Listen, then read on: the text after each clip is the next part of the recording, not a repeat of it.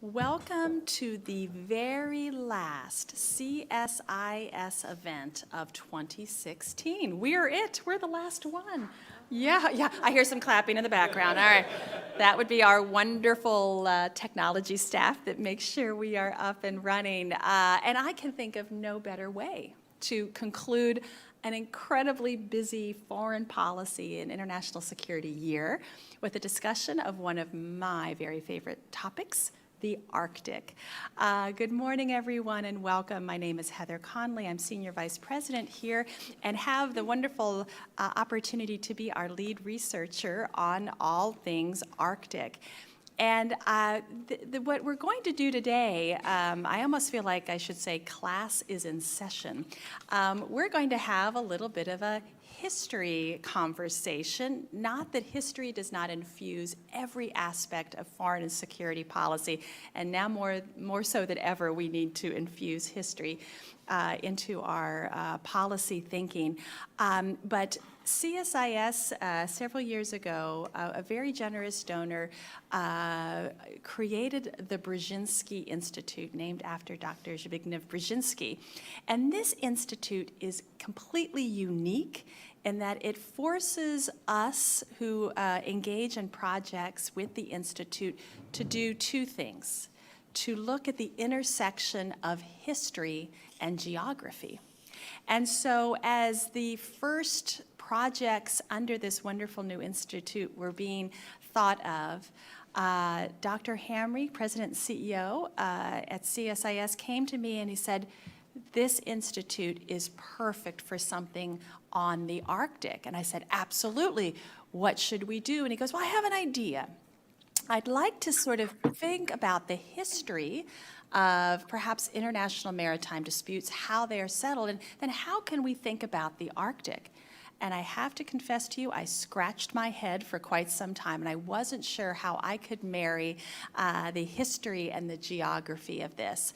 But put the thinking cap on, and we came up with what we're going to talk about this morning, what we've called history lessons for the Arctic, what resolving international maritime disputes can tell us about the future for Arctic governance. And I'm so glad that this project was so enthusiastically supported by three wonderful researchers who said that I wasn't totally crazy. Well, maybe they still think I'm a little crazy, but were willing to go on a great journey with me in thinking about what three historical case studies could tell us about the future of the Arctic. Let me introduce three of my colleagues. You only see two, but one is with us far away, and I'll introduce Alan Hemmings to you as well. Let me introduce our three co-authors of this report and participants.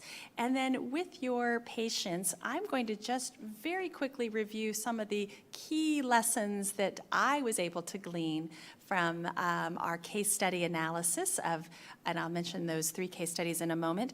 And then I'll turn to our authors to give their reflections. We'll have a conversation up here, and then we will invite you to put your history and your geography together and challenge us about the lessons for the Arctic. Let me begin immediately to my right, Dr. Christine Offerdahl, who's Associate Professor at the Norwegian Institute for Defense Studies, where she specializes in international relations in the High North. I've had the wonderful opportunity of working closely with Christine for many years on projects that both our institutes worked on the geopolitics of the High North. So it's wonderful to have Christine here. Christine was the author of the chapter that looked at the 1920 Spitsbergen Treaty on Svalbard, Svalbard archipelago in the Barents Sea, and she will be describing that treaty and its historical evolution to us. And then we'll turn to Nilüfer Oral, a member of the law faculty at the Istanbul Bilgi University. Nilüfer was elected to the UN International Law Commission for the upcoming term of 2017 to 2021, and she's an advisor to the Turkish Foreign Ministry on international law in the areas of law of the sea and climate change, and she is an absolute expert on the Turkish Straits, and we're so looking forward to hearing from Nilüfer. Nilüfer wrote the case study on the 1936 Montreux Convention and its evolution, particularly its modernization in 1994. And then with us in voice, although not in person, is Dr. Alan Hemmings, a specialist on Antarctic governance based in Perth in Western Australia. And it's a little later in Australia than it is here. Thank you, Alan, for being with us. Alan is an adjunct associate professor at the Gateway Antarctica Center for Antarctic Studies and Research at the University of Canterbury in Christchurch, New Zealand. Alan has extraordinary experts focusing on Antarctica, and he's going to help us understand the Antarctic Treaty System and in the evolution of a variety of elements surrounding that. So I explained the authors and I explained our 3 case studies. So we have the 1920 Spitsbergen Treaty, we have the 1936 Montreux Convention, and then we have the 1959 Antarctic Treaty, and then the subsequent evolution of the Antarctic Treaty System. Those are our 3 historical case studies. And so you're scratching your heads going, so what do they have to do with the Arctic? Well, those 3 very important treaties wrestled with some of the same questions that the Arctic is dealing with: ecologically sensitive areas, economic development, fisheries, shipping, and they also dealt with some military issues. And some of those are the issues that the Arctic is facing. So we wanted a deeper dive into those. So what I'll do with just the next few minutes is share with you some of the lessons that I was able to glean with the help of Alan and Milford and Christine of these 3 case studies. Then we'll turn to our specialist who really can help highlight some of the key findings from each of the case study, and then we will jump into some questions. So, history lesson for the Arctic. Number 1, what we found in each of the case studies was, quite frankly, the countries that were closest to the dispute area did accept some limitations on sovereignty. They were willing to give something up in return for dispute resolution. Now, the tricky thing about sovereignty and accepting some limitations is that we discovered that some of that sovereignty came out in very different expressions. So we found specifically sovereignty came through certainly in providing a little more rigor as far as regulatory processes. And that was another one of the lessons, that sometimes sovereignty can come in the form of regulation. Fisheries protection, which was the case in the Svalbard Treaty. Through the Montreux Convention, regulating, particularly making sure that those passenger vessels navigating the narrow Turkish Straits were of the highest standards of safety, providing the Turkish authorities some understanding of what the length of those vehicles and the extent of what they could pass through safely. There was also, in the Antarctic Treaty System, there was certainly, and this turns to the second lesson, sometimes sovereignty appeared through science. Now, how can sovereignty and science be related? Well, what we found in some of the case studies is that with reducing their normal projection of sovereignty and claiming process, what they were able to do through science is still create a presence. And in Antarctica, very clearly, the claimant countries could create a national presence. In some ways, that represented their sovereignty. Similarly, in the Svalbard area, because of the requirements of the Spitsbergen Treaty, countries could place scientific centers, could enjoy the economic developments, and in fact, that science became part of that assertion of sovereignty. Another lesson we focused on was the implications of militarization in the 3 case studies.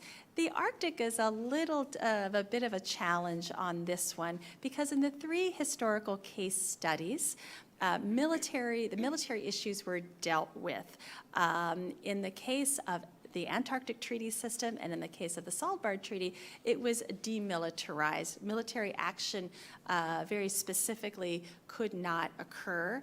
Of course, in the Montreux Convention and the Turkish Straits, military issues played such a role in its development, but there was some regulation of a military vessel passage through that. So we looked at how the implications of militarization through very ecologically sensitive areas were developed. We also talked about modernizing governance regimes, and I have to say this was the area that I was the most interested in. How did these three historic regimes, again, Spitsbergen 1920, 1936 for the Montreux Convention, and then 1959, how did these instruments adapt? Well, there was a very mixed picture. The Svalbard Treaty didn't really evolve, and maybe Christine can mention a few remarks on that, but certainly updating the regulations for the Montreux Convention certainly did a massive attempt to modernize that regime. Was it created in 1994? It met some challenges, ultimately was successful. And in the Antarctic Treaty system, a lot of attempts were made to modernize it, beginning in 1991, to create marine protected areas. It certainly was something that struggled to reach consensus to modernize, and right before we went to publication, we had the happy news that a marine protected area was agreed in the Ross Sea as part of the South Antarctic Ocean. So we did see how these regimes were able to modernize and to evolve, although each had specific struggles. My last two lessons of history that I will mention that we gleaned from these three case studies: the deceptive nature of exceptionalism. I'm often presented with the phrase, the Arctic is an exception. It's an exception to geopolitical tensions that have emerged between Russia and Europe and the United States. The Arctic is exceptional. Well, what we found is there's a little trick about being exceptional. When we looked at the three historical case studies, those three were historically exceptional too. All of them were exempted from the United Nations Convention on the Law of the Sea Treaty. I didn't know that sort of going into this premise. But of course, UNCLOS is the governing framework for the Arctic. But what we learned about exceptionalism, when you create something so unique, so exceptional, so historically unique, you aren't able to apply it more broadly. And that becomes a broader problem as you evolve and modernize and develop these tools. So there was a little bit of beware the exceptionalism in this. And finally, no matter how hard these three historical dispute mechanisms worked to suppress, to reduce great power tensions, they could not eliminate them. It was a constant historically through each of the case studies. And certainly we saw where Russia and the Soviet Union and then the Russian Federation played a very strong role in the geopolitical dynamics of each of these case studies. We also saw the role of the United States. China is now emerging as a role in some of these entities. So as much as we would, again, this sort of gets to my exceptionalism, as much as we'd like to make sure these great power dynamics are at bay, to make sure we don't have unresolved disputes or rising tensions, you can only suppress them. They're always constant, and they always have to be part of the equation. So that's just to give you a bit of a foretaste of some of the historic lessons we learned for the Arctic, that you do accept limitations on your sovereignty, but that sovereignty can be expressed through science, through regulation, so it pops back up again. Military issues are dealt with, but for the Arctic, that's hard because the military is already a very active dynamic in the region. You can only manage those tensions. Beware exceptionalism. Great power politics are always there. So we found quite a few interesting historic lessons to learn about the Arctic. So with that monster buildup, let's turn to Christine Offerdahl, who can share a few reflections and insights from the Svalbard Treaty and what historical lessons we can glean for the Arctic. Christine. Thank you so much, Heather. Yeah, perfect. Can you hear me? Okay, great. I have 4 points that I want to make in this presentation. The first one is that despite the fact that Norway enjoys sovereignty over Svalbard, the archipelago continues to be or present a foreign policy challenge. My second point is that despite efforts to avoid bilateralization with Russia, Russia still remains, or bilateral cooperation with Russia remains significant and important for Norway in the Arctic, and I would argue also for Arctic cooperation as such. And this also is valid for, within the context of Svalbard. My third point is that I think although we can glean some lessons from the Svalbard case, I think Svalbard is in so many respects actually a very special case that I'm not sure that it really provides a good guide for resource management in the Arctic in general. But that doesn't mean that there are no lessons to be learned, just to underline that.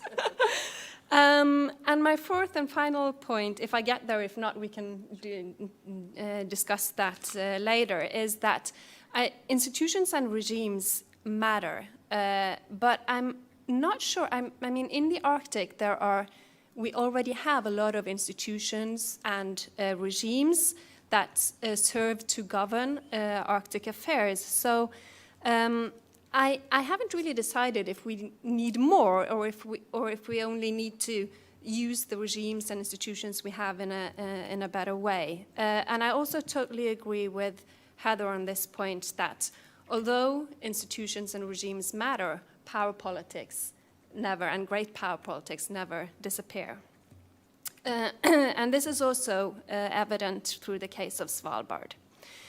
Okay, so to start with my first point, that Svalbard, although Norway enjoys sovereignty over Svalbard according to the Svalbard Treaty, Svalbard remains a foreign policy challenge to Norway.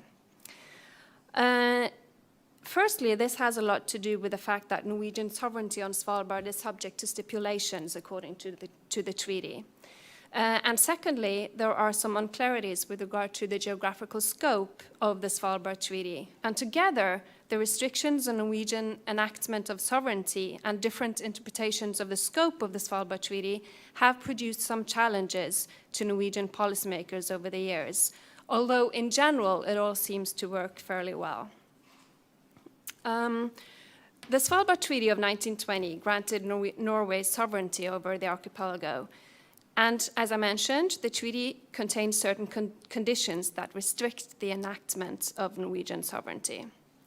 Firstly, stakeholders from signatory states enjoy the same rights of access to Svalbard as does Norway, for example, when it comes to exploitation of natural resources. Norwegian authorities regulate all activity on Svalbard, but the principle of non-discrimination in the treaty implies that Norway cannot introduce preferential treatment based on nationality, for example. A number of signatory states have highlighted this point and criticized Norway for implementing preferential treatment, for instance, related to Norwegian management of fisheries resources in the fisheries protection zone around the archipelago. And these countries include not only Russia, but Spain, Portugal, Iceland, for example. And these differences are also based not only on the stipulations in the treaty, but also on the different interpretations of the scope of the Svalbard Treaty, the geographical scope. When the treaty was developed, there was no such thing as a 200-mile economic zone. This came with the development of the law of the sea. So the treaty only covered terrestrial Svalbard and the territorial waters around it. But as the 200-mile economic zones was introduced through the development of the law of the sea, Norway introduced a 200-mile fisheries protection zone around Svalbard, since Norway enjoyed sovereignty over Svalbard.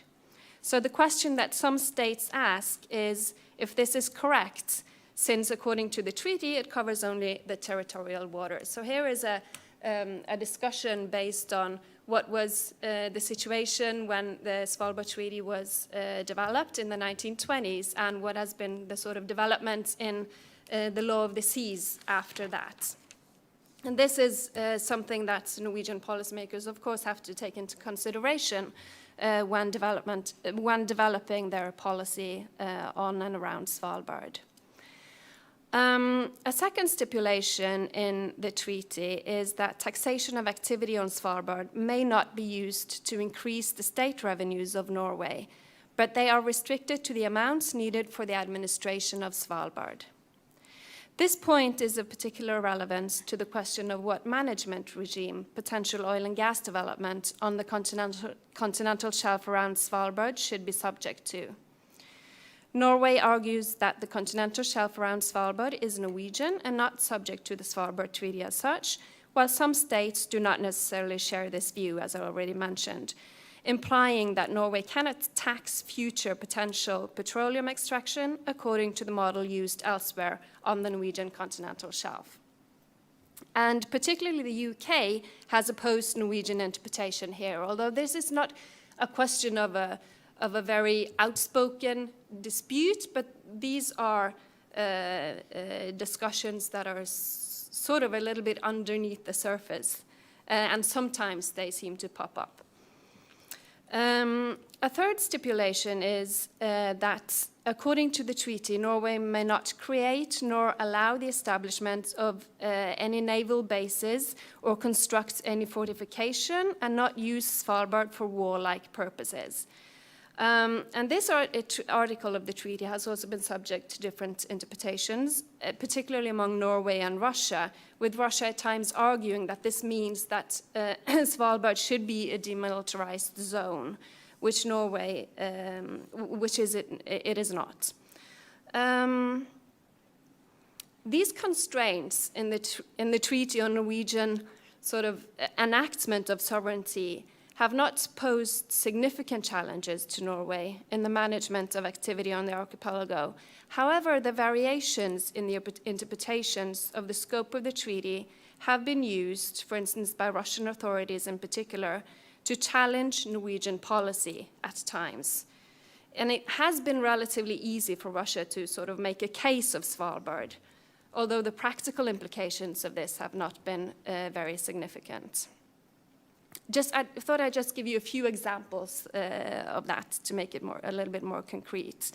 When Norway established the fisheries protection zone around Svalbard in 1977, the zone would be managed by the Norwegian Coast Guard, which organizationally belongs to the Norwegian Armed Forces. And Moscow translated Norway's approach to this as a step toward militarization of the archipelago. And Soviet authorities used this opportunity to call for the archipelago to become a demilitarized zone. And although Svalbard is not a demilitarized zone, Norway developed its policy during this period with Soviet concerns and sensitivities in mind. For example, in practice, Norway did not allow its military airplanes to land on Svalbard, and the number of visits by the Norwegian Coast Guard were kept at a minimum, although they increased with the establishment of the fisheries protection zone. There is little to suggest that Norway or any other state seeks clarification of these outstanding jurisdictional issues, either because Svalbard may not be important enough geostrategically, or the signatory states may be generally actually satisfied with the way Norway is managing activity on and around the archipelago. The Svalbard Treaty was developed within a specific historical and political context. Those who drafted the treaty could not have foretold the dramatic diminishment of the polar ice cap and technological advances in energy development. As international law evolves, Norwegian policymakers must argue that their interpretation of the legal regime surrounding the archipelago are simultaneously in line with the 1920 treaty and apply modern and pragmatic approaches. And the case of the fisheries protection zone is one example of that. This sort of brings me to my second point, namely that Norway's relations, the one that addresses Norway's relations with Russia on Svalbard. As I mentioned, bilateral cooperation with Russia remains important. In general, however, Norway wants to avoid too much bilateralization of relations with Russia, and this includes relations on Svalbard. This has led Norway to pursue diplomatic efforts to increase Western allies' interest in and knowledge about Norway's positions on Arctic policy questions, including on Svalbard. However, despite these efforts to avoid bilateralization, bilateral cooperation remains significant and important. A treaty in itself is not the solution to everything. A good example is the Norwegian-Russian fisheries cooperation, which is a great success story, where the two countries have turned the Barents Sea cod stock from a threatened stock into a thriving one in the course of a few decades. I think that good relations and trust building over a number of years have probably contributed to the relatively successful handling of the few incidents that have been connected to upbringing of Russian trawlers in the fisheries protection zone. So I think this bilateral cooperation and cooperation on various arenas within various regimes and institutions in the Arctic together make up important mechanisms and instruments for Arctic cooperation and also management of Arctic resources.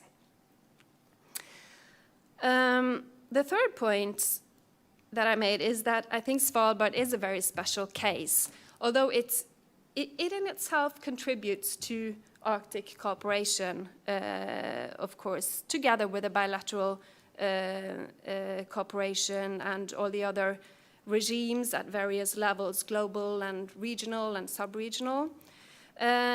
But I think it's important also to keep in mind, and I've said it a few times now, that the Svalbard Treaty was developed within a specific historical context, and it grants terrestrial sovereignty area to one country, but most of the outstanding governance issues related to the Arctic today are maritime-based.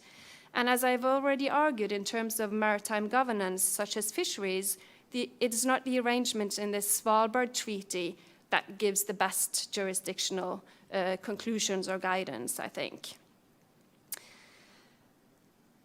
I'm not sure if I should, maybe I should wait with my fourth point, or do you want? Yeah, I can bring it back because it has to do with the regimes and whether we need new regimes and power politics and things like that. Yeah. Perfect. We'll leave that for the discussion time. Thank you. That's perfect, Christine. Thank you. Nilüfer, please. Okay. Thank you very much. First of all, Heather, it's really a great pleasure to be here. And I have to say, when I was first contacted about the project and linking the Montreux Convention to the Arctic, it was very interesting, and I'm very happy that I was part of this project. But then we realized, well, maybe it's not so, hold on, do I go here? It's not so unrelated. Actually, it was 1954, wrong date. But yeah, there was a case. It's happened rarely, but it has happened where ice has come in through the Black Sea rivers, actually, and froze up the Turkish Straits. So we have had our Arctic winters. Hopefully that won't be too often. Anyway, wow, the Turkish Straits. I do have a PowerPoint because you can't do the Turkish Straits without photos. But I will try and be quick because I may have gone a little overboard, but, but I will try and be as quick as possible through this. So if we kind of look at them, well, you know, maybe they're not that different, actually, a little bit more ice than the Arctic. But clearly the common point is these are areas very important for, well, the Turkish Straits has been extremely important for maritime traffic for a very long time. And the Arctic is showing promises of that. And clearly this is all in preparation of the inevitable ice melt, it seems. This is the Turkish Straits. I mean, if I had to have one additional lesson or a lesson, and I am a lawyer, it is the importance of having a legal framework. And I think Turkish Straits must have the record in terms of a body of water, and especially a strait, that has has a history of international and bilateral agreements, particularly in our relationship with Russia.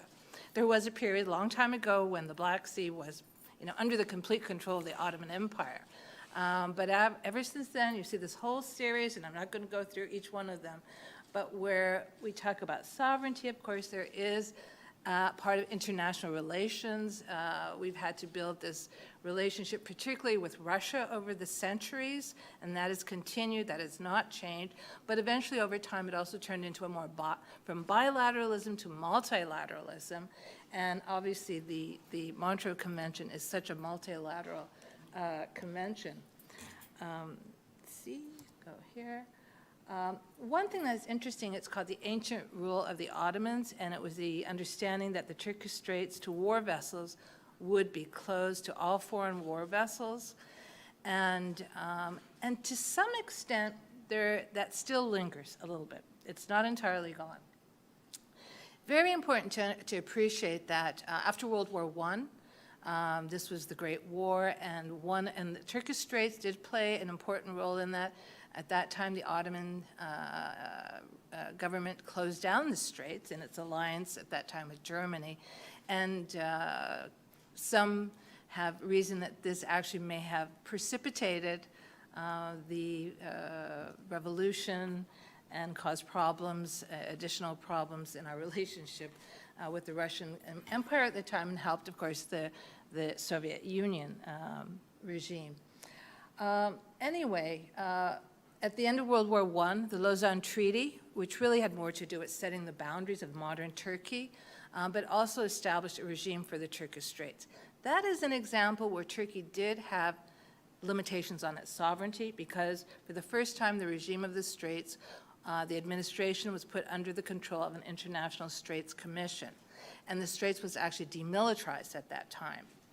Now, what happened was, because of the pending World War II, the expansionism of Hitler's Germany and Mussolini, especially in the Eastern Mediterranean, Turkey invoked a very rare example of the doctrine called rebus sic stantibus, which is changed circumstances, and saw it as an opportunity to remilitarize the Straits as a question of self-defense. But in calling forth this new conference to revisit the Lausanne Convention on that aspect of the regime of the Straits, actually ended up replacing that entire regime with a new regime, not entirely new. There are certainly parts of the Lausanne regime that did remain. But it is a regime now, this year we are celebrating the 80th anniversary. So this is a regime that has actually withstood the test of time. And despite, of course, a lot of political tension, it is not an easy region to be in, nor easy times. And so for this reason, I think it exemplifies the importance of having a clear legal framework. And yes, there will be differences of interpretation, but nonetheless, this is a legal regime that has been in existence for 80 years now. And it is a regime, yes, it is exceptional as well. This is a different regime. If you look at other straits, I don't think you'll find any other strait that has such a regime. There are provisions concerning the passage of merchant vessels that provides for freedom of navigation. And even there are some nuances that you won't find in other straits. The Turkish Straits is allowed to levy a tax, a passage fee. And it is done in what is now an arcane but still utilized gold franc measurement. So every time a ship goes through the Turkish Straits, they have to pay a certain tax. But that hasn't really increased for many decades, so it's not considered to be too onerous, I believe. What really is the key, though, to the Montreux is the security of the military provisions. And here is a regime that puts in many conditions, and I won't necessarily go through them, but just to give you an idea that there are limitations on, there's, first of all, a difference between Black Sea powers and non-Black Sea powers, which is very important. And I have to say, both in the Lausanne negotiations and the Montreux negotiations, the Soviet Union was a very key proponent of closing the Black Sea to non-Black Sea powers. I'm sure that doesn't surprise anyone here. And for this reason, there really is a difference between the non-Black Sea powers and the Black Sea powers. There are restrictions on tonnage, the number of vessels. Also, there's a notification requirement, 15 days for non-Black Sea powers, 8 days for Black Sea powers. There is a prohibition, for example, on the passage of submarines. And for the Black Sea powers, there's an allowance. It's limited to repairs returning to the base, but then it has to be surface.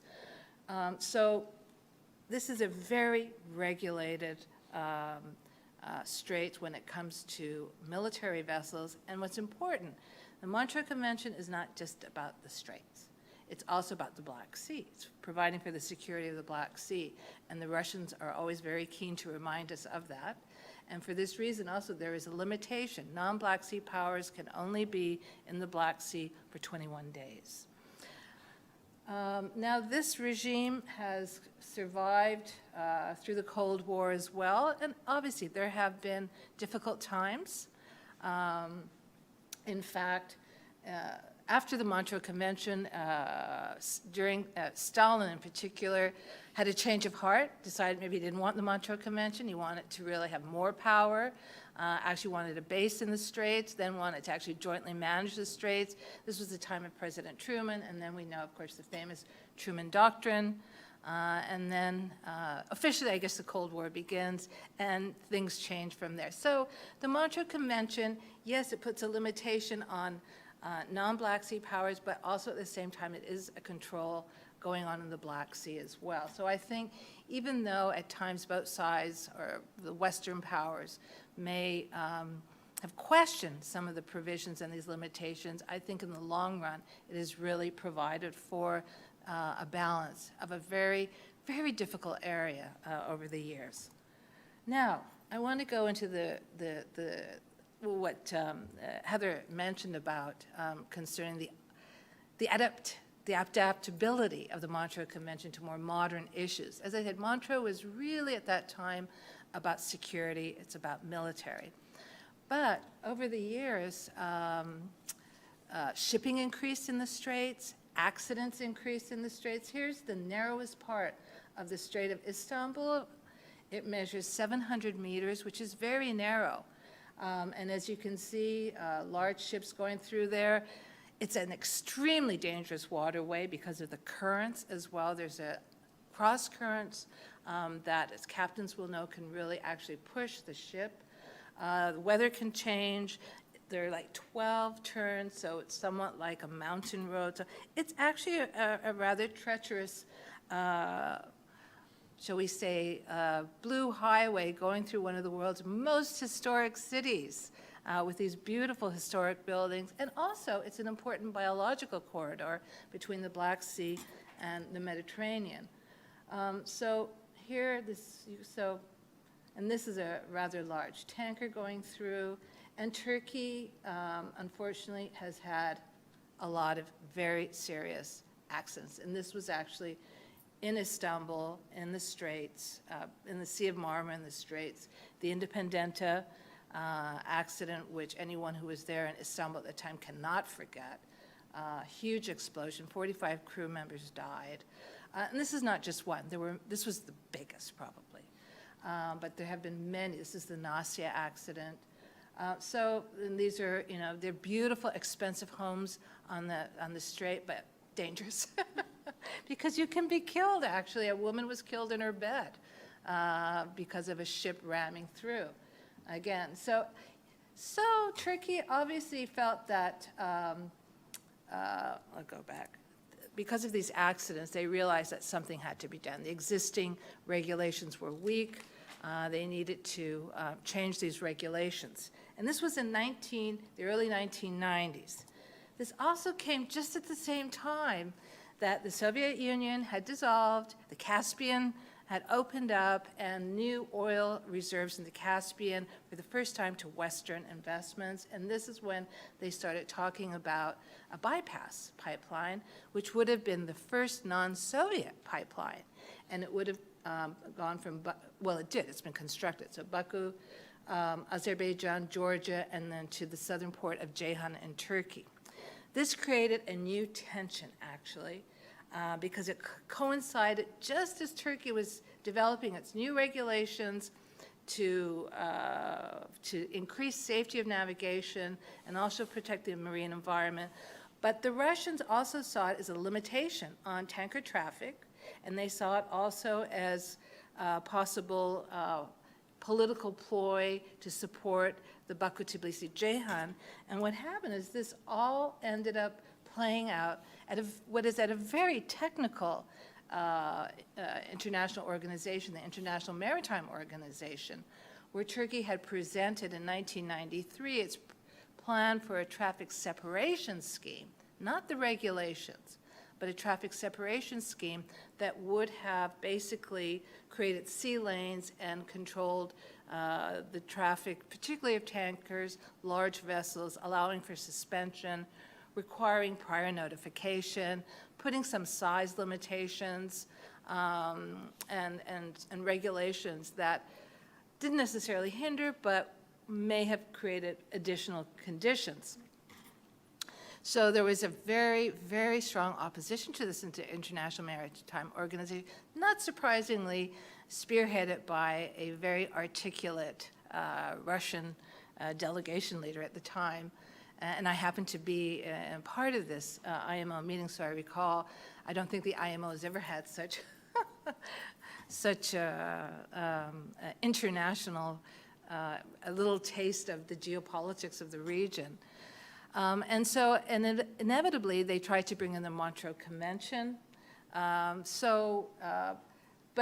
at the end of it, what is important, and this is to me the second lesson really, is the ability to separate the geopolitics from the technical issues. And this was a question of safety of navigation and protection of the environment. And once they did that, the IMO, they actually got over this issue of what I call the geopolitics, really. And one of the important additions to this was in 2004, the Turkish government instituted a vessel traffic information system that really went to also enhancing the safety of navigation through the straits. As well, Turkey revised those regulations in 1998, taking into account the concerns, and some of them were legitimate. So I think in this case, it's very important to have a good, solid legal framework. Secondly, when there are issues, it's very important to consult and cooperate, and it's very important to separate the political issues from the technical issues. And those technical issues are safety, protection of the environment, and I think this is somewhere where everyone can agree upon. Now, I'm not going to go into these issues, but basically what I felt were lessons for the Arctic that comes out of the experience that we've had. And basically, again, and I think I will, the cooperation is so important, communication, confidence building. And I think that despite, we will continue to have issues, but I think at the very technical level, when it comes to safety and environmental issues, it's very important. The IMO is a very important institute, I think, and for the Arctic, it will be the same. There is UNCLOS, but for example, for the Montreux Convention, it doesn't apply. It's a very different system.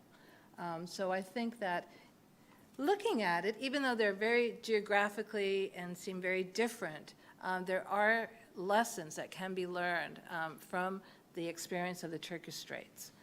So thank you. Nilofer, that's great. And just as a preview of coming attractions, early next year, we'll be releasing a report that looks at vessel traffic management schemes in the Barents Straits, how the United States and Russia are going to resolve those issues. And of course, the Polar Code coming into mandatory force January 1st of next year really brings, I think, an enormous amount of heightened focus on the IMO, but I think particularly for the Turkish Straits to learn some of those important lessons. So that will be a lesson that will apply to a future report. Excellent. Well, Alan, are you with us? See if we can. I am indeed. It's wonderful. We can hear you clearly. Thank you. Dr. Alan Hemmings, please share with us some of your thoughts on the Antarctic Treaty system. Well, good morning, Heather and Christine and Nilofer, and members of the audience. I'm sorry I come to you in this disembodied form, but Australia's a long way away. The Antarctic, it's white and cold like the Arctic, and we sometimes think that they are mirror images of each other, but perhaps they're not completely. I want to pick out three sorts of topics. I want, first of all, to talk about the Antarctic problem, which was how the Antarctic was conceived in the late 1940s. Then I want to say something about the Antarctic solution, the politico-legal resolution that we arrived at, and then I'll try and pick up something about the potential lessons for the Arctic at the end. Now, the Antarctic, like Svalbard and like the Straits, one has to see the historical contingency around events. Remember that we got to the Antarctic only comparatively recently. You can document Antarctic history essentially from the late 18th century onwards, post James Cook. Through the 19th century, we had sealing and whaling around the Antarctic, but we barely touched the continent. Only in the 1890s, through to the great expeditions of Richard E. Byrd in the interwar period, this period we call the heroic age, did we first start living on the Antarctic intermittently for short periods. Nonetheless, by the time we come out of the World War II, we have 7 states that have made claims to the Antarctic continent, an Antarctic continent which in 1945 was not completely delimited. The 7 claims were through the British Empire, the United Kingdom, and through its dominions of Australia and New Zealand, through France, Norway, through Chile and Argentina. The United States, from the interwar period, had told the British that it would not recognize British imperial claims, and the Soviet Union, from pretty soon after the Second World War, joined the United States in not recognizing any of these claims. But the United States and the Soviet Union both reserved the right to make claims themselves. So I've called those two superpowers semi-claimants. The Antarctic had no indigenous population, and even today, we're talking about a total of about 3,500 people at the height of summer on our about 103 main Antarctic facilities. So the Antarctic is an odd place, but it's about 1/10 of the land surface of our entire planet. In addition to those 7 claims, not recognized by the majority of the world states, we have the only great area unclaimed on the planet, an enormous area called the unclaimed sector in the South Pacific area. Now, the core Antarctic problem to be addressed in the post-war world was this issue of jurisdiction because of the failure to have agreed territorial sovereignty over a 14 million square kilometer continent, a not inconsiderable area. It was evident by the late 1940s that we weren't going to be able to resolve those positions on territorial sovereignty. But to forestall both regional, largely Anglo-Argentine, and global Cold War confrontations, the territorial question had to be neutralized. And this was achieved through an ingenious article, Article 4 of the 1959 Antarctic Treaty, which reserved the positions of the claimants, the semi-claimants, that is the United States and the Soviet Union, and the non-claimants. It, in the cliche, froze the positions that differing states took on territorial sovereignty and insisted that nothing done while the treaty remained in force would alter that status quo. Jurisdiction was to be confined to one's own citizens, and the whole of the Antarctic was open to access at all time. Now, collective action was the unavoidable concomitant of being unable to resolve territorial sovereignty. And procedurally, this resulted in consensus decision-making under the Antarctic Treaty and what became, as further instruments were added, and the system became what we call the Antarctic Treaty system, consensus decision-making has persisted right the way through.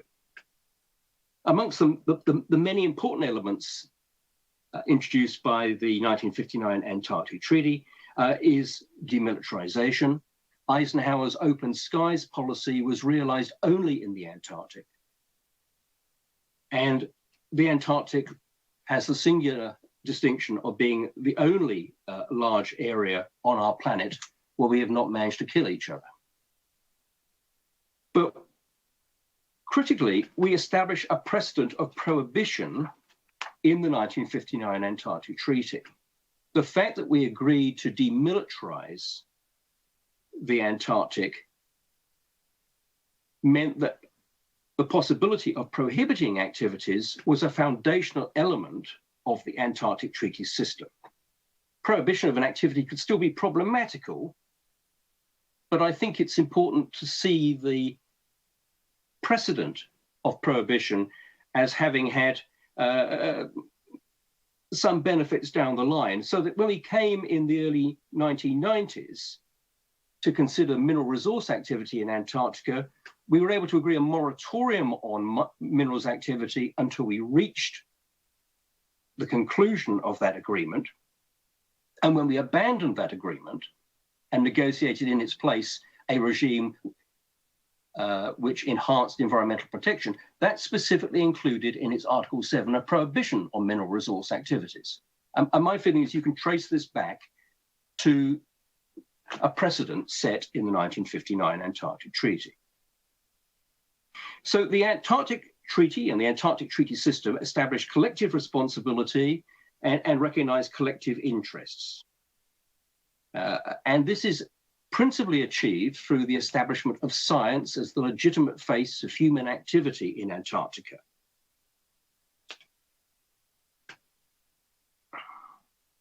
As a generally shareable public good, with an exhortation to cooperation in logistics and the conduct of research, science has become a valuable and openly celebrated glue that has historically bound the regional arrangements in Antarctica. Well, so much for the kind of historical roots of the Antarctic problem. How is the Antarctic solution shaken out? Well, I think it's reasonable to say that the Antarctic Treaty System has delivered, if not final resolutions, at least a containment mechanism for the historically problematic Antarctic issues. Critically, the positions around territorial sovereignty. Those positions were defanged through Article 4. Demilitarization and peaceful purposes has been enshrined. Free access to all parts of the Antarctic has been guaranteed. And science has been promoted as not only the sanctioned route to national presence, but an inherently cooperative activity, binding participants and delivering global public goods. The Antarctic Treaty System architecture has created a potentially expansive regulatory regime with consensus decision-making. So a sort of informal condominium obtains, in fact, in the Antarctic, in which the varying positions of member states can be safely managed, and through which external challenges can be met. The most notable, I think, would have been the G77 challenge in the General Assembly in the 1980s, and perhaps the environmental critique of the potential mineral resource convention in the late 80s and early 90s. This regime, it is rare that I get to talk about the Antarctic in a context where it's the youngest international regime. It has endured so far for 57 years. Let me put some caveats on this. generally positive view of what the Antarctic Treaty System has achieved? Well, first of all, there's obviously a considerable place for historical contingency in the successes. We got to the Antarctic late, as I've indicated. It was and is a hard place to do anything in. There were not many states involved, and extending an active Cold War to the Antarctic was probably never on anybody's wish list. The existing structures provided a robust scaffolding for further systems development, but interestingly, the first challenges to the system related to the Antarctic marine environment, first with sealing, which didn't eventuate, and then with fishing, which did. But the fact that these challenges came from the marine environment meant that generic and internationally accepted high seas norms were drawn on. And so it was a relatively easy, not absolutely easy, but relatively easy place to start. The most challenging debate occurred around minerals activities because this issue necessarily had implications for the region's central and intractable problem of territorial sovereignty. But that problem was resolved when the Minerals Convention was abandoned, replaced by the Madrid Protocol, which, as I've said, specifically prohibited minerals activity. So in a sense, the jury is still out on the capacity of the Antarctic Treaty System to manage intense commercial activity, or increasingly perhaps a set of interacting activities. We have seen no substantive expansion of the system since 1991 and the adoption of the Madrid Protocol. The 25 years is quite a long time without major institutional development, particularly given that the Antarctic Treaty System developed at decadal intervals up to that point. It is perhaps also arguable that the building block approach to the building of the Antarctic Treaty System, where each new instrument was added without prejudice to the pre-existing instruments, would have increasing complexity beyond a certain point. Possibly the present Antarctic Treaty System is at or near its maximum complexity and regime competency. The second qualification is, I think, around the historically useful constructive ambiguity built into Antarctic agreements. It helps in the attainment of the consensus necessary to adopt the instrument, but it adds to the difficulties of developing, evolving new approaches down the line. And Heather mentioned earlier the issue of evolving regimes to deal with new realities. And this is perhaps rather well illustrated by the vexed and still topical issue of marine protected areas in the Antarctic. And I won't talk about that in detail now, and we may come back to that in the question session later. And then thirdly, I want to point to the complications that arise when responsibilities are split between legal instruments. So the Antarctic Treaty System may be viewed as comprising two cells. The first cell is centered on the 1959 Antarctic Treaty, supplemented by the 1991 Madrid Protocol.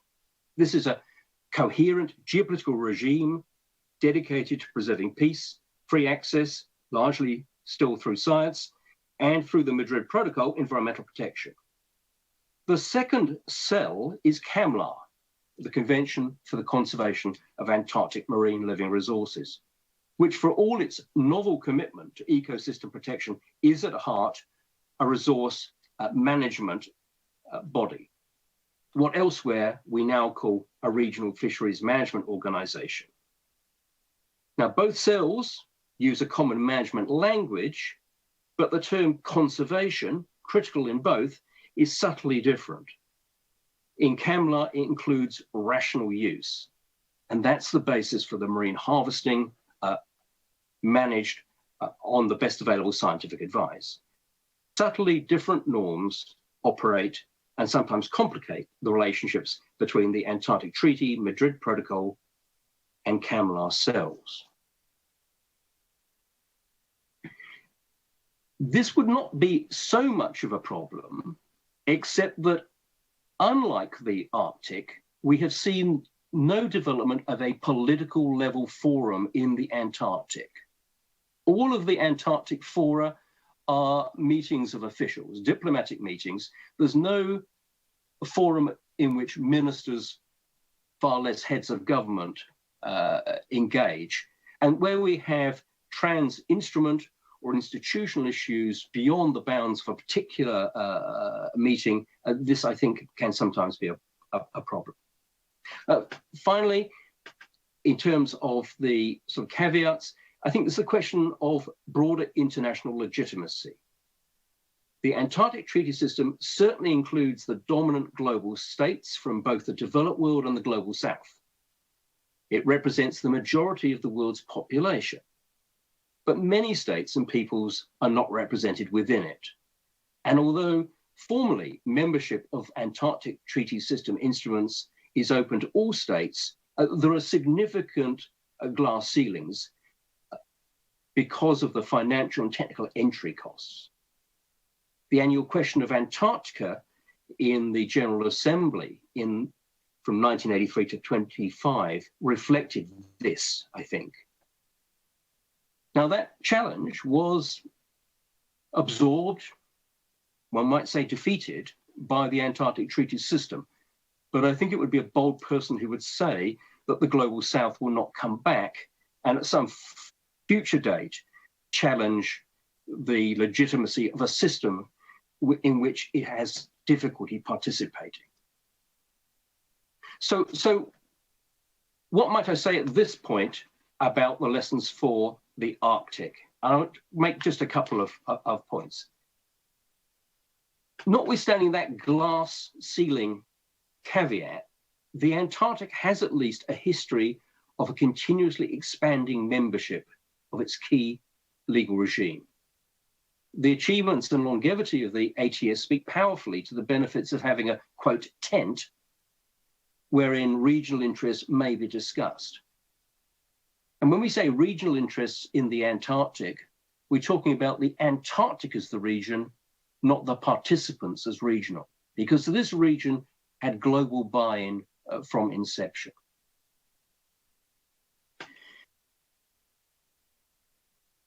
The Antarctic regime has been innovative, at least historically, in its ability to sequentially elaborate theme-specific legal regimes.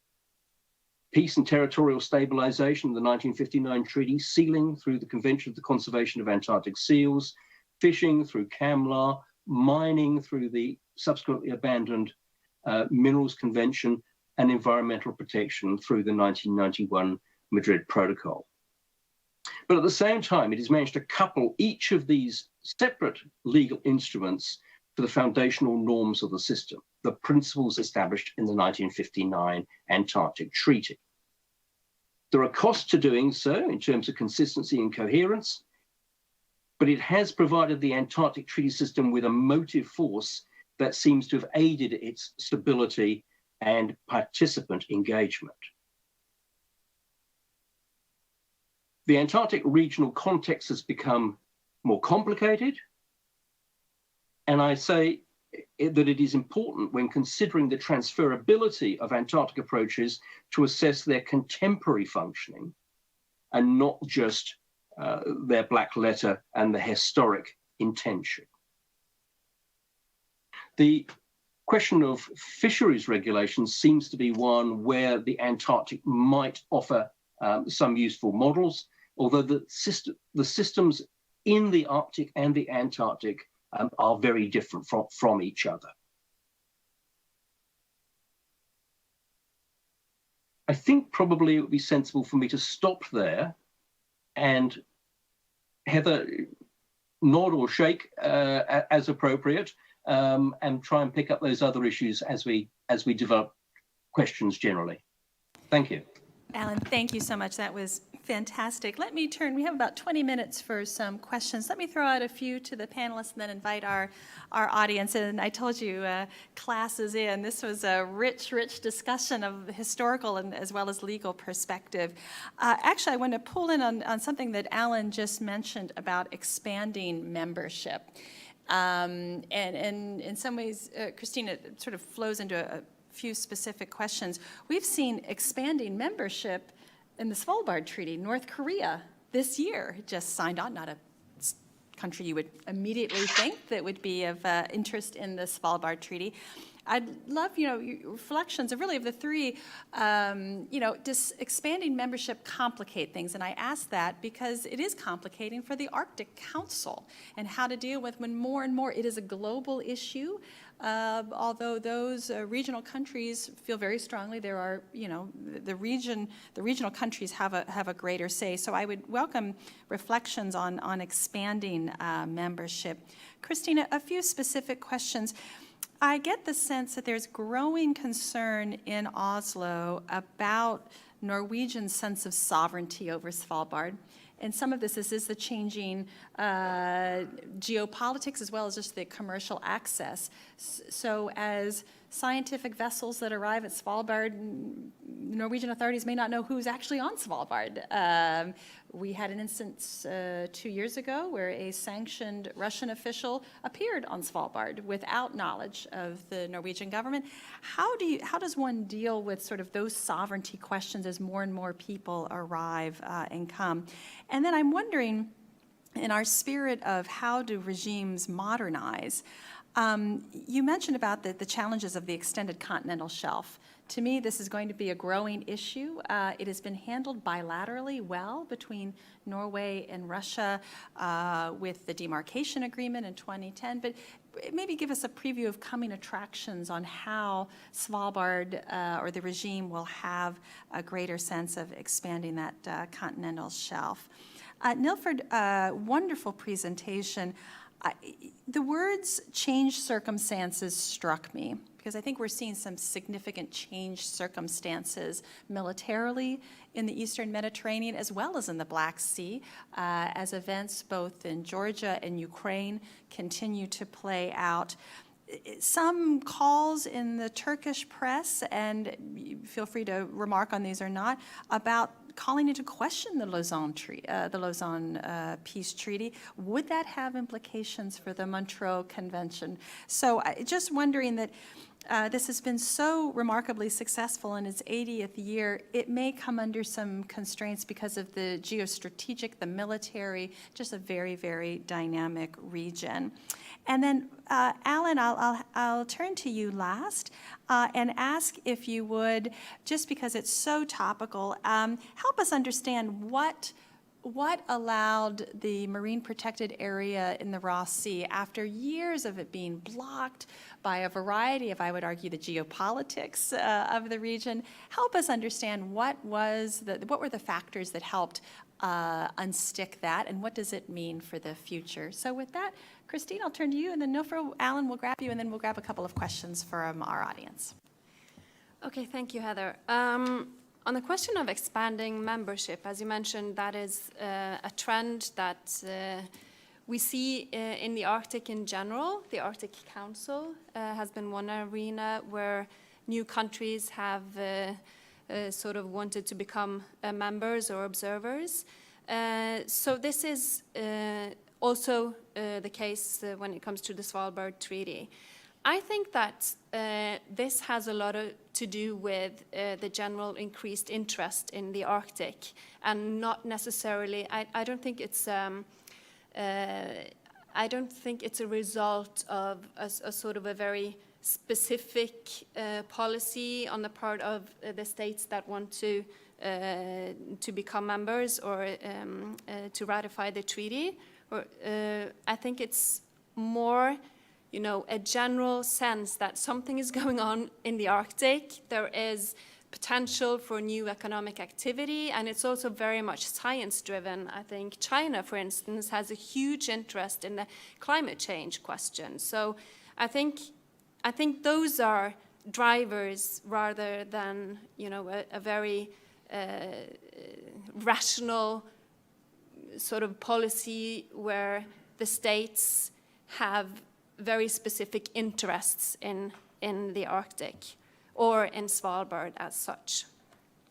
And when it comes to I'm not sure that Norwegian authorities are more concerned about Svalbard today than they have always been. I think these few unclarities that I mentioned in my introduction, they are still there, and the new events that we see are just new examples of the challenges that I think have always been there. So I think there's no need. Well, that's my personal view for Norwegian authorities to be more concerned today than they have been before. But of course, East-West relations and relations with Russia play into the picture here. So the more challenging relations are with Russia, the more challenging it will be for Norway to handle Russia also on Svalbard. I'm not sure I really understood your question about the continental shelf, because, yeah. Well, you just mentioned that that part of the management regime and how you're dealing with the extended continental shelf, there may be a difference of opinion on Norwegian views on this versus perhaps others. Yeah, and that is that has to do with the fact that Norway, as I mentioned, since Norway has sovereignty over Svalbard, Norway thinks that this implies that the continental shelf around Svalbard is Norwegian. And an implication of that is that, for instance, the regime linked to development of petroleum resources on the continental shelf around Svalbard, this would be subject to the Norwegian regime as it is on the Norwegian continental shelf. The UK, for instance, does not necessarily agree with this interpretation, and there have been a few examples of UK sort of protesting when Norway has licensed new fields or oil, what do you call it, like not development, but when they have announced blocks to search for petroleum, that has sort of moved towards and perhaps a little bit into what they call the Svalbard box. The UK has expressed their opposition to this and underlined that, okay, if there is going to be economic development here, the Svalbard Treaty and the tax regime that follows with that should apply. This becomes, of course, more of a problem if the continental shelf holds great prospects for oil and gas exploration. With the current oil prices and more easily accessible resources in other parts of the world, I think this also lies a little bit into the future, but there is still this question, a little bit of uncertainty linked to that. Thank you very much for that interesting question. Well, let me just say this. I know some statements were made concerning the Lausanne Treaty from 1923, but let me say this. The Lausanne was a peace treaty, is a peace treaty, that established, among other things, the boundaries of the Turkish Republic. And that cannot be changed by the doctrine of unforeseen changed circumstances, rebus sic stantibus. It does not apply to land boundaries. And I think that would not be acceptable, even though such a statement was unfortunately made, and I think it may have been missaid or misunderstood. But when it comes to the Montreux Convention, very hard, really. I think that there have been talks and discussions about, there is a provision that allows to amend or renegotiate the Montreux Convention. It is in the convention. But when you look at it, it's the opening of a Pandora's box. And if Turkey's very devoted to the Montreux Convention, Russia is even more devoted in many ways. So I think that it would be very, very difficult to make any changes. But what's important, that's why at some level, I mean, obviously there have been differences in views as to how Turkey has applied it, because one thing I may not have made clear, and it goes to this issue of sovereignty, one of the big differences between the Lausanne Treaty on the regime of the Straits and the Montreux Convention was that Montreux returned sovereignty to Turkey to control the Straits. So the Montreux Convention is really under the control of the Straits, of Turkey. And there really isn't, and I know Russia looked for ways at times to challenge Turkey about this in international fora, and it just doesn't work that way. So it very much relies on Turkey, and I think Turkey does have an important duty to ensure that it is really applying the Montreux Convention fairly and properly. But there is a political aspect to this, and that's why I would hope not to have it too politicized. It's very difficult. But the burden is on Turkey, really. And it really, and again, 80 years it has been, fulfilling this duty, I think. So thank you. Alan, do you want to mention about the Ross Sea? Yes, Heather. Well, the agreement was only reached on the 28th of October. We expect there to be an implementation meeting in New Zealand in the middle of 2017, and the MPA should enter into force on the 1st of December 2017. Now, what made it possible to reach consensus on this in October after something like 6 years? I think there's a number of factors here. Some of the answers to your question, I don't think we know yet. First of all, the designation of the MPA was, in a sense, weakened. The designation is now for 35 years instead of 50. There have been some easing in the constraints on fishing activity in the MPA and the areas covered. I think that this reflects a variety, a whole set of interests. I mentioned that the United States and Russia had certain commonalities in their positions on territorial sovereignty in the Antarctic. I think that notwithstanding their differences over the MPA, the United States and Russia had some interest in demonstrating that they could reach an agreement on something, and a jolly sight easier to reach agreement on an MPA in the Antarctic than over Syria, the Ukraine, and any number of other places. The individual negotiators from the US State Department and the Russian government had engaged with each other before. So I think the personal dynamic is important. I think it speaks to diplomacy skills in the State Department and in the Russian Federation. We shall see what practical effect the MPA has. I think most of us are positive about it, but the proof of the pudding is in the tasting. Perfectly said at this time of year. Thank you very much. We're all looking forward to our holiday puddings. Let me turn to the audience, if I may, if they have any questions or comments. Yes, sir, right there. Please introduce yourself and wait for the microphone. And please introduce yourself. Fotis Boliakis, Agent Consulting Group. Great presentation. Thank you. What happens to the overflights? Obviously, the Montreux Convention or the Straits didn't mention anything about overflights. The Antarctic didn't. I'm not aware of any overflight issues, but obviously in the Arctic, we have great commercial issues with flying over and cutting a lot of the time in the air.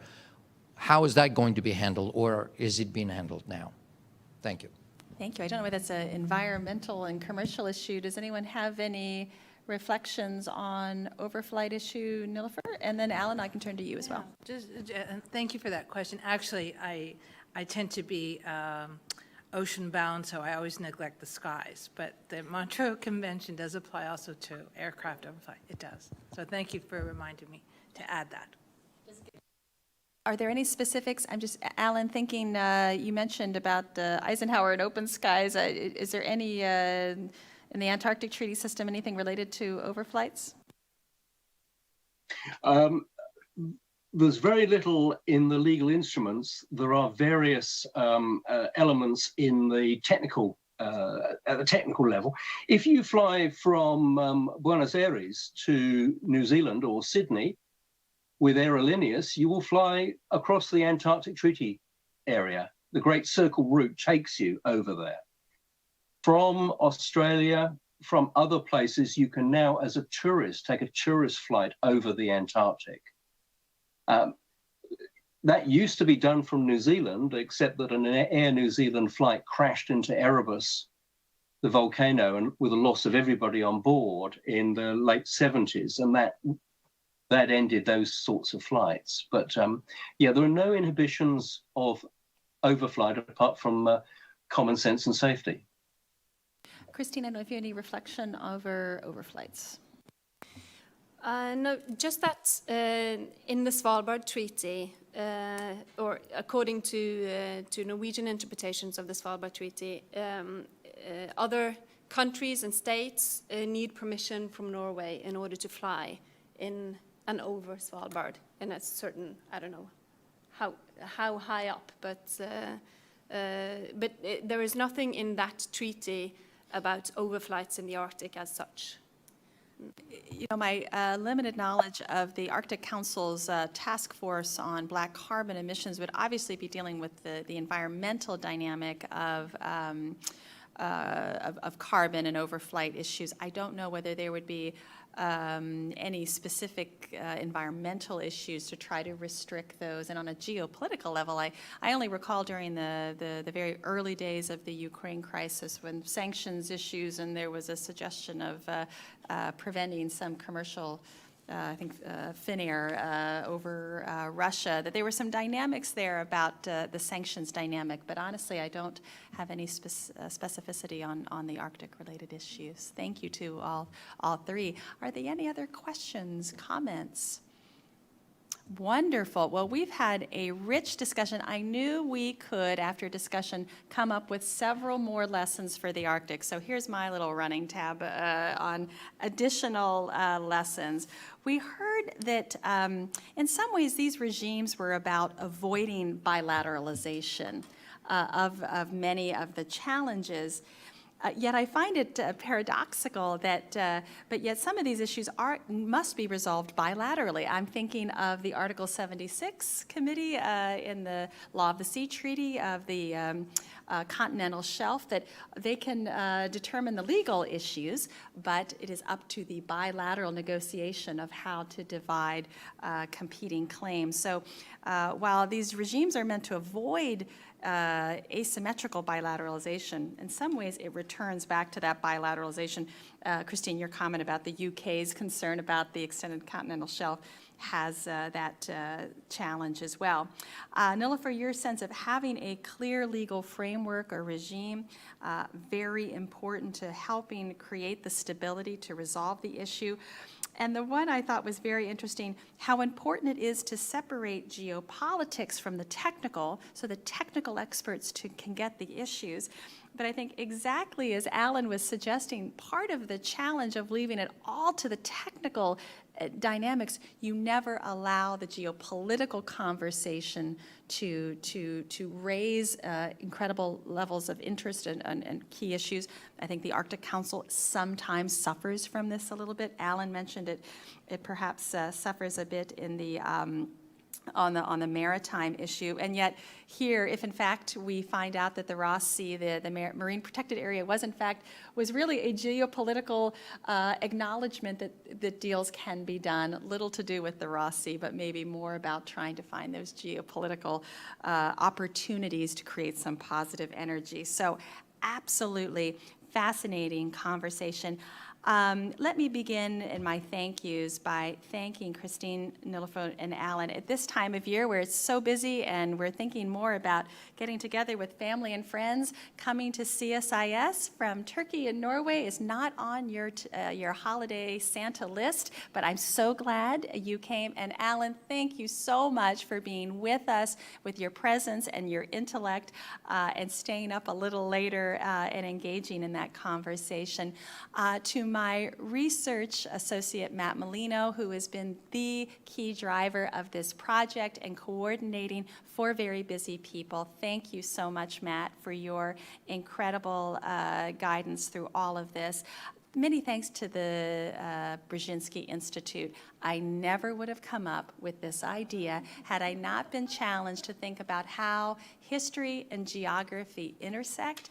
I have to say, not only did it allow me to meet two incredible new researchers and scholars that I plan to stay in touch with, it helped return me a little bit back to Svalbard, which is an important part of the Arctic conversation. But this has been an incredibly insightful project, which I hope other scholars sort of tackle this larger question and see where there's relevance in a new emerging ocean like the Arctic. So I get the great honor of closing CSIS out on our public events. Thank you to all of our watchers on live stream and here in the audience. Thank you for an incredible year. I think we're all going to need some rest because 2017 is going to be an even busier year. So with that, happy holidays, happy new year, and please join me in thanking our panelists for a rich discussion.